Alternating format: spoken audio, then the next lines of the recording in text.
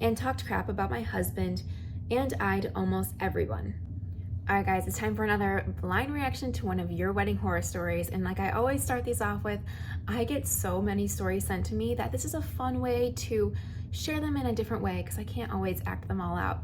But sometimes I'll read them and I'm like, ooh, that would make a really good skit. This one is a long one, so we might only have time for one today, but it's a good one with a lot of extra detail. I have not read it yet, but I can see some keywords popping out that it's gonna be good. Really quick though, someone asked last week what this picture is right here. So I just wanna stop for a second and share it with you. This is a wedding photo of my husband and I, and then I got it printed, I don't even remember which company, but with 3 canvases from a company, and I just love how it looks. So that's what I have. I can maybe share the photo later. I know it's kind of a weird angle right now, but it's one of my favorite photos that our photographer took at our wedding. She used like a little like sparkler and set the camera timer and then like ran behind us, and it was like just the coolest thing. Anyways, let's get into this story. It's gonna be a long one, so buckle your seatbelts. This is a long one with lots of backstory. So we've been together since the summer before I started high school. He's a year older, so it was before he started his sophomore year, so ages 14 and 15. Sometimes when people send me stories, they put their actual names and they're like, please change it when you read it, and so it's hard for me to mentally do that. So I'm just gonna say my sister, my husband, my mother-in-law, my mom, and just hope that as I'm reading it, I do that and I don't accidentally slip, because that wouldn't be good. All right, here we go. My sister and I have never had a good relationship. So throughout mine and my husband's relationship, my sister has always at random times said to me that we should break up. We shouldn't be together, but when her and my husband are together, they are buddies. She's just jealous of the relationship and for me to be happy. Fast forward to when we get engaged. It was the week of our college graduation. I was graduating a year early, and my husband proposed, and I was not expecting it at all. Well, ever since we were teenagers, my dad had always said he never needed to ask permission to propose because he knew it would happen someday. My dad is weird and would tell my husband at random times he didn't have to ask, like when we were randomly walking into the house or just be watching a movie on the couch. So my husband didn't ask. Maybe he should have, but he didn't. Well, the first people we called were my parents. My mom first. She immediately was not happy that she was not included in the proposal, making it about herself, and asked if my husband had asked my dad, and then said, well, dad won't be happy. Then we called my dad and he said congratulations, but we could tell there was some reservation. My brother said congrats, and then we called my sister, who just said, wow, in the most monotone way, and proceeded to talk about something else. We were on a family group call when we told my siblings. A few days later, everyone was in town for our graduation, and our families had dinner together when they got in, and our family was in a bad mood throughout the whole thing. Our families didn't really hang out much for reference. My sister tried to start an argument with me during dinner about literally anything. She still has never said congrats. She did post a picture of herself at my graduation and captioned it, Arizona. Throughout our entire engagement, my parents were trying to make us get married in California, where we are from. But my husband and I live in Arizona now, and weddings are much cheaper here than in wine country. They kept trying to force us, but we stuck our ground and booked a venue. We were paying for more than half of the wedding, so we made sure that decisions were ours. Well, my mom loved to fight with me every chance she got for months on anything she could. The fact that my husband and I chose to stay in Arizona after we graduated, the fact that we didn't want to get married in California because it's too expensive, and we wanted to plan our wedding in the state that we live. And none of our friends have been able to afford to travel, and most importantly, she wanted my sister in the wedding. Here we go, this happens a lot.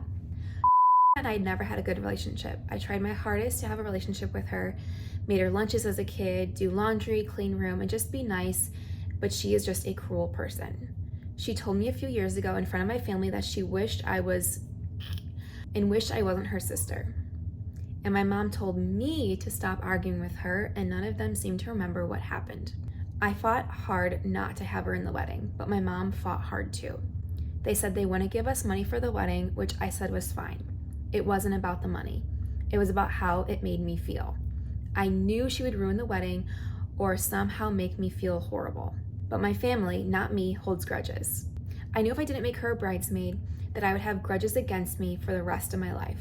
So I told them I would ask her, but I'm doing it for my own mental health and well-being, not for the money. They said I'm doing it for the money and said they'd still contribute, and I told them to prove that it wasn't, to not give me a dime for the wedding. Well, they still did, and probably still don't believe me.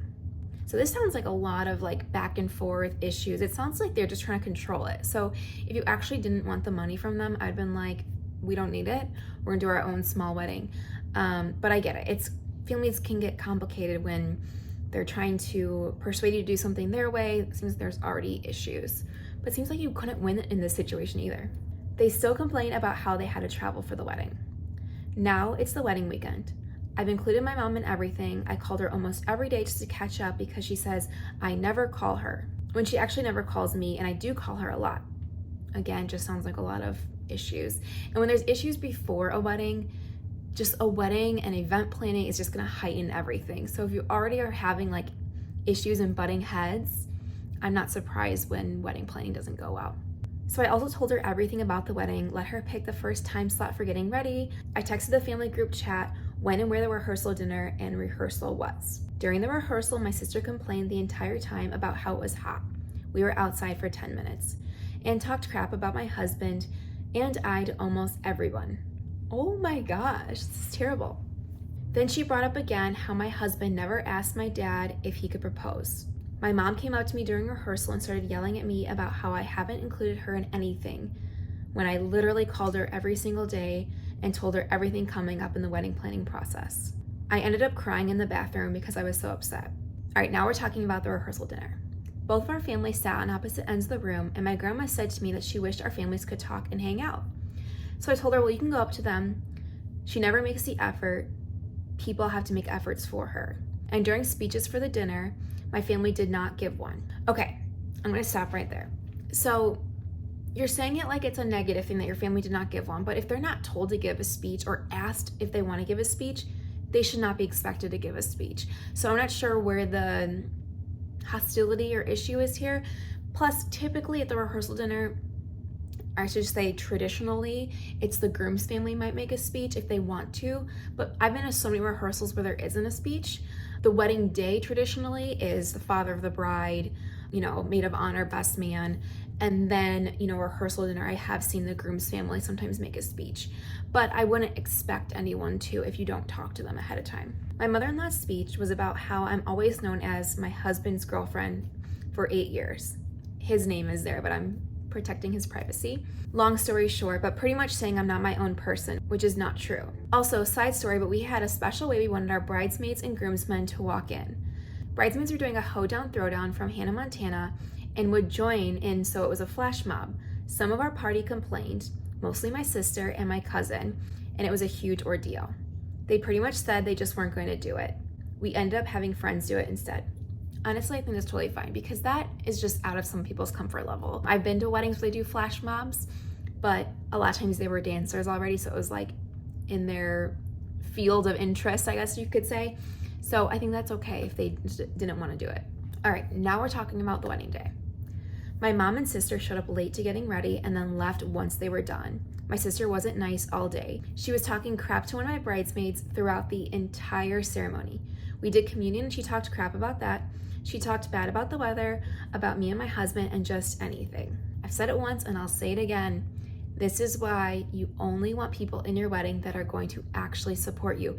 If you have a negative gut feeling or a bad gut feeling about someone, don't just have them be in your wedding. I know it got complicated with family trying to convince you, but this is what happens. And then the whole time you're worried about it, or worried if you have to act a certain way, worried if they're going to lash out. This really complicates things. But again, reminder, you want people there that are going to support you and love you. My bridesmaid said she couldn't hear anything during the ceremony because my sister was talking in her ear the entire time. Okay, now we're talking about photos after the wedding. My dad stepped on my dress every chance he got. He got drunk during cocktail hour. I started to get mad because he kept stepping on my dress during every photo. My mom got mad during the photos because one of her and the girls, not me and my sister, weren't taken. Okay, now we're talking about reception and speeches. My dad stepped on my dress the entire father-daughter dance. His feet were on both sides of my dress, so I couldn't move for the dance. My dad's speech was also embarrassing. There's no details on why the speech was embarrassing, but It's hard. It's hard when you ask someone to do a speech and you're not sure how it's gonna go. If you are worried ahead of time that something might go bad or someone's not gonna give a great speech, then maybe we give some ground rules, like please don't mention this, don't mention this. But that's where it can get kind of complicated because you don't wanna like send over rules of like how to give a speech because then it takes the fun away. Now we're talking about the exit. My family was the first to leave after the exit. Didn't even say bye. They waved. Because of that, they didn't get the gift that my husband and I had gotten for them. That also meant they didn't help clean up. Okay, we talked about this my last YouTube story where it sounds like there was some communication issues. Like if you're already having beef with someone or you're already kind of like butting heads, just any little thing that they do is gonna bother you. So you're saying they also didn't help clean up, but was that communicated? It doesn't say here if it was. Traditionally, I mean, it also depends on the type of wedding, but usually like staff will help with that. Or if it's a small amount, there's not tons to clean up, so family might just grab stuff and go. It is not their responsibility to clean up. I know that might come as a shock, but like as a bride and groom, or maybe you have a wedding planner or maybe like staff working there, it's up to you to then ask someone to help, or it's your job as the bride and groom or the wedding party. You know, you cannot expect people to stay after and help if they don't realize, right? Cleaning up was a disaster. Everyone kept just putting things everywhere. Then my husband and I had separate cars because we had arrived separately. Well, someone put my phone, wallet, purse, and keys in my husband's car and we didn't know, so he left and his family left. So I was the last one at the venue and couldn't leave. Okay, again, I only have a certain amount of details here, but I'm wondering why your brand new husband left before making sure you had your keys and wallet and all that stuff to leave with him. Like, wouldn't you guys leave together? And I'm not trying to put this blame on him, but like, this is just like so many things one after the other. Yes, you know, maybe like that person should have moved your keys and put it in his car and stuff. But before he leaves, maybe he should make sure like, oh, she's got our keys or we've got our things, because that person might have just been helping clean up. I had to run down the road and stop his family at a stoplight so they could call him to come back and bring my keys. A few weeks after the wedding, my sister posted a picture of her and her boyfriend at the wedding and captioned it, Arizona. I know it's long, but if you have any questions, I can definitely elaborate on some stuff. I do have a lot of questions, so maybe she can come back and send me some more stuff. Okay, so I kind of said this before, and I know I talked about it last week, and I'm really not trying to come down hard on brides, but I think we also need to realize that as brides, we see every step, we visualize what we want, right? But we cannot expect everyone else to know or understand the same thing. So communication is key. We also cannot expect people to be just as excited for our wedding as we are for it. So I think it's really clear here that you might have just been feeling a little hurt and a little uncomfortable with the fact that your sister was in the wedding. You and your mom were kind of butting heads. They weren't very excited when you said you were engaged. So there's a lot of little issues here. And I think it's one of those things where when you go into something with issues, you're gonna notice every little thing, and little things are gonna become issues, right?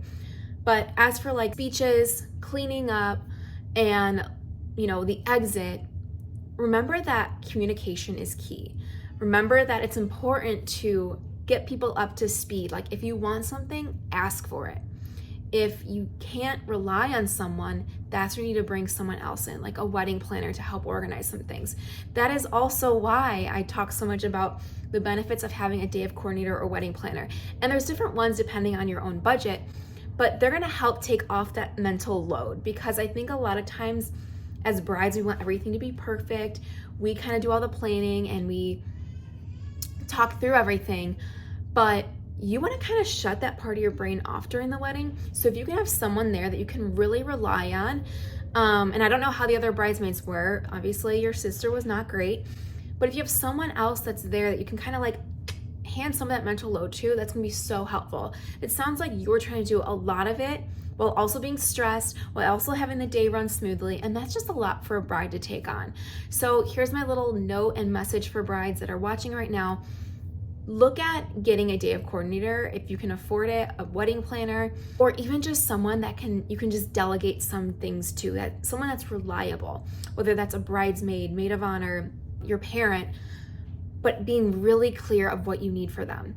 And maybe it's me being a little type A, but like I had like lists and documents. So like even like if my mom was bringing somebody to the wedding, I told her specifically like, hey, can you bring this? And then I would send like an email out. Just because, again, you remember like the people coming to your wedding are coming as guests or family members. It's so different coming as the bride and groom. And so I think to share some of that mental load is gonna help you feel so much better in your wedding day and not as stressed or nitpicking at little things. So I hope this story can come as a lesson to some brides, and those that are planning their wedding out right now can kind of just take some stuff away and be like, okay, I don't want to be worried about little things like that, because things are going to happen. Like the dad stepping on your dress, that might happen. My husband stepped on my dress during our first dance, and that was going to happen because I was wearing different shoes and it was a long dress. When I was dancing on the dance floor, people stepped on my dress, and that's okay. Like it's going to happen. Thinking about dances ahead of time too is really great. Like if you are worried about something like that happening, you could do a little practice. But again, daddy-daughter dances are usually shorter, so you just kind of toughen it up. It's just for that little bonding moment time at the wedding. I know it's upsetting when things in real time seem to not be going the way you want them to, but just focus on what you're most excited for. Focus on the time with your husband, and don't let these little things bother you. And don't have anyone in your wedding that's not there to love and support you. But thank you so much for sharing this story.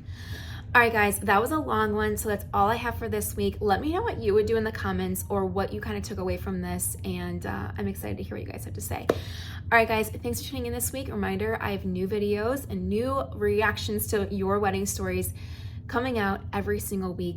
If you'd like to submit your own wedding story, I'm always taking new submissions. I put the link in the description here for you, so go ahead and click there and you can submit it to my Google form. Thanks so much, and I'll see you guys next week. Bye.